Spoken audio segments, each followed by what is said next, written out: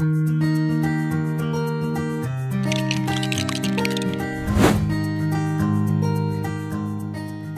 selalu dapat soalan, bagaimana naluri menerapkan sisi Islamik di naluri? Di naluri kita mempunyai beberapa asas utama untuk mengaplikasikan pembelajaran Islami di sini. Saya berpegang kepada objektif di naluri kreatif dalam pembelajaran Islami adalah daripada sisi akidah, iaitu memperkenalkan Allah sebagai pencipta, Allah Al-Khaliq, dan Rasulullah serta para Nabi sebagai pembawa risalah. Seterusnya adalah penerapan Islam di dalam rutin harian seperti solat dan doa.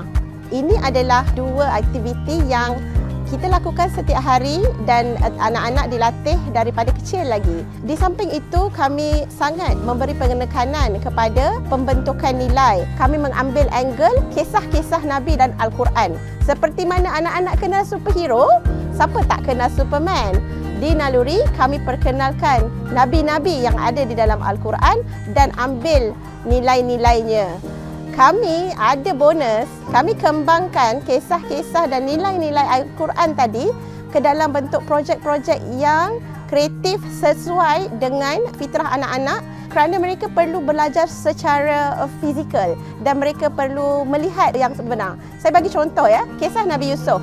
Kami dah buat telaga Nabi Yusuf dalam bentuk menggunakan botol, susu botol, milk cartons. Dan juga kami pernah buat role play kisah tentera bergajah ataupun baru-baru ni kami buat lakonan Raja Namrud dan juga Nabi Ibrahim.